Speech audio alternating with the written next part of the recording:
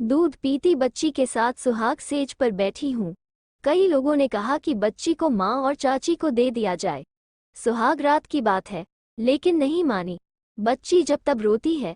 जो शांत कर सकता था वो अब सारी जिम्मेदारियां मुझ पर डालकर ऊपर आराम कर रहा है। हाँ, आपने सही समझा। यह मेरी दूसरी शादी है। मेरे वर्तमान पति का नाम इंदर है। शादी में ज्यादा रिश्तेदार नहीं, लगभग 20 लोग आए हैं। मेरी बेटी बस अभी सोई है। थोड़ी देर बाद इंदर आया और कमरे में दाखिल हुआ। उसने चुपचाप दरवाज़ा बंद कर दिया। मैंने अपनी टांगें और समेट ली और बच्ची को थोड़ा जोर से पकड़ लिया। वो मेरे पास आकर बैठ गया। मैं नीचे लड़की की ओर देख रही हूँ। काफी देर तक चुप रहने के बाद उन्होंने कहा, क्या आप जानती हैं कि हम दोनों की ये दूसरी शादी है? मैंने अपना सिर हिलाया। उसने तिरस्कार के स्वर में कहा, मेरी पत्नी मुझे क्यों छोड़कर चली गई, आपको मालूम है? मैंने फिर हाँ में सिर हिलाया। उन्होंने धीरे से मुस्कुराते हुए कहा, हमने 7 साल का प्रेम और 1 साल का पारिवारिक जीवन बिताया, लेकिन हमारा सारा प्रेम में ही रह गया, प्यार नहीं हो पाया। मैं उसे मातृत्व का सुख नहीं दे सकता हूँ, ये जानकर वह चली गई। मैं चुप रही। इसका नाम क्या है? तन्वी। वाह, कितना सुंदर नाम है। उसके पिता का दिया हुआ। क्या देखने में अपने पिता जैसा है? जी। जरा मेरी गोद में देंगे? मैंने उसकी तरफ देखा। चेहरे पर दर्द है और आंखों में पानी। मैंने उसे दिया। मेरी बेटी जाग गई लेकिन रोई नहीं। इंदर ने उसके साथ कुछ देर तक खेला और तन्वी मुस्कुरा रही है। मैंने आश्चर्य से उन दोनों को देखा। वह मेरे पूर्व पति अभय जैसा दिखता है। खेल के बाद उसने तन्वी को गोद में ले लिया और उसे सुलाते हुए बोला, आपको पता है मुझे बेटी का बहुत शौक था। मैं नूपुर से कहता था देखना हमारी एक बेटी होगी, परंतु मैं यह नहीं जानता था कि मुझ में वह क्षमता नहीं है। अगर तन्वी नहीं होती तो शायद ये शादी नहीं होती। ऐसे लड़के से कौन लड़की शादी करेगी? उन्होंने तन्वी को साइड में लिटाया और कहा, आप सो जाइए, पूरा दिन आपको कष्ट उठाना पड़ा। और तन्वी के बगल में लेट गया। मैं अब भी देख रही हूँ। फिर मैं फ्रेश होकर सो गई। आधी रात में मैं अचानक अज्ञात भय के साथ जाग उठी। मैंने मुड़कर देखा कि क्या तन्वी ठीक है। इंदर ने एक हाथ तन्वी पर रखा है, मानो सुलाते सुलाते वह खुद ही सो गया हो। कैसे किसी दूसरे की बेटी को इतनी आसानी से अपना लिया है। सुबह जब मेरी आंख खुली तो देखा कि इंदर तन्वी कोई नहीं है। मैं कांपते हुए उठ बैठी और इधर उधर देखने लगी। तभी मेरी नजर बालकनी पर पड़ी। इंदर तन्वी को रॉकिंग चेयर में लेकर सुलाने की कोशिश कर रहा है। जैसे ही मैं पास आई उसने कहा, रो रही थी, आपकी नींद खुल जाएगी सोचकर यहाँ ले आया।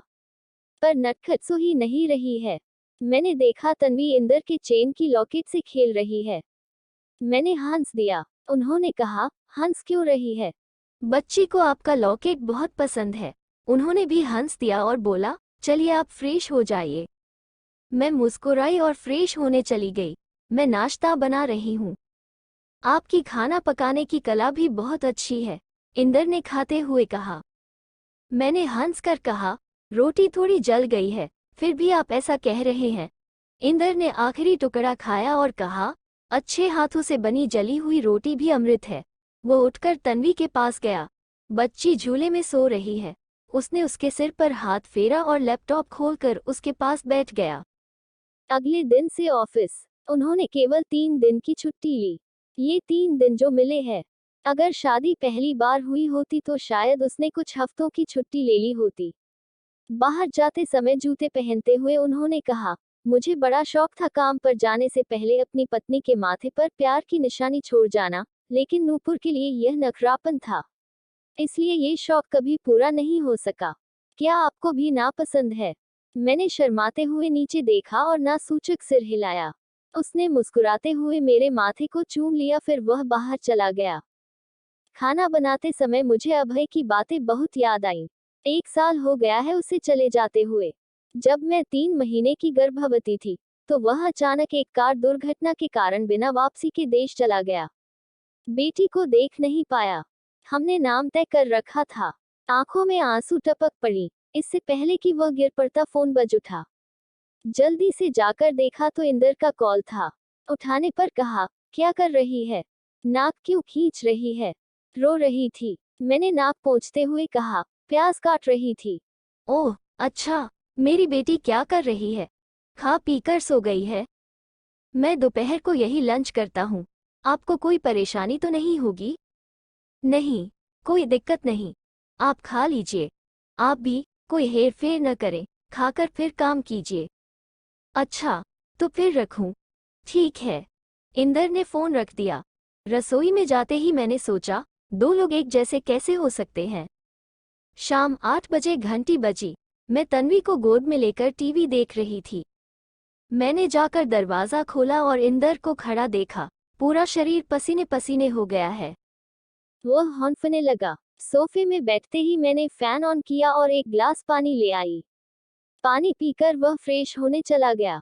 मैं सोफे पर बैठी हूँ। उसने बैग में से 2 रजनीगंधा की गजरा निकाली और कहा, मैंने माँ से सुना है कि आपको रजनीगंधा पसंद है। एक गजरा लेकर तन्वी के हाथ पर रखा और कहा, यह मेरी बेटी के है।